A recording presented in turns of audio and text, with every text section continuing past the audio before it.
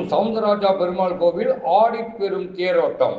ஏராளமான பக்தர்கள் வடம் பிடித்து தேரை இழுத்தனர். தாடிக்கொம்பு சவுந்தரராஜா பெருமாள் கோவில் ஆண்டுதோறும் ஆடி மாதத்தில் ஆடிப்பெரும் திருவிழா நடைபெறுவது வழக்கமாகும். இதனை ஒட்டி கடந்த 21ஆம் தேதி செவ்வாய்க்கிழமை காலை 8 மணிக்கு மேல் கொடியேற்றம் நடைபெற்றது. தொடர்ந்து ஒவ்வொரு நாளும் மாலை சிறப்பு வாகனத்தில் சவுந்தரராஜா பெருமாள் எழுந்தருளி தேரோடு வீதிகளில் பக்தர்களுக்கு காட்சியளித்தார். அதனைத் தொடர்ந்து 27ஆம் தேதி திங்கட்கிழமை மாலை சிறப்பு வழிபாடுகளும் பின்னர் திருக்கல்யாண வைபவமும் நடைபெற்றது. இதனைத் தொடர்ந்து மாப்பிள்ளை அழைப்பு, காசி யாத்திரை உள்ளிட்ட நிகழ்ச்சிகளும் பின்னர் திருக்கல்யாணம் நடைபெற்றது.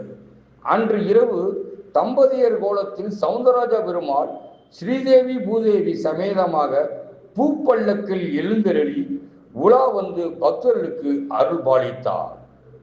புதன்கிழமை 29ஆம் தேதி திருத்தேரோட்டம் நடைபெற்றது. தேரோட்டத்தினை நிலக்கோட்டை சட்டமன்ற தொகுதி உறுப்பினர் ஐயனார், தாடிக்கொம்பு பேரூராட்சி தலைவி கவிதா சின்னத்தம்பி, அகரம் பேரூராட்சி தலைவர் மணி என்ற நந்தகோபால், தொழிலதிபர் கந்தசாமி கவுண்டர் உள்ளிட்டோர் கொடியசைத்து தொடங்கி வைத்தனர். தொடர்ந்து சவுந்தரராஜா பெருமாள், சவுந்தரவள்ளி தாயார் ஆண்டாள் சவேதமாக திருத்தேரில் எழுந்தருளி தேரோடு வீதிகளில் வழியாக உலா வந்து பக்தர்களுக்கு அருள் பாலித்தனர். தேரோட்டத்தில் திண்டுக்கல் மாவட்ட காவல்துறை கண்காணிப்பாளர் ஜெயக்குமார், இந்து சமய அறநிலைத்துறை உயர் அலுவலர்கள், தொழிலதிபர்கள், பக்தர்கள் என ஏராளமானோர் கலந்து கொண்டனர்.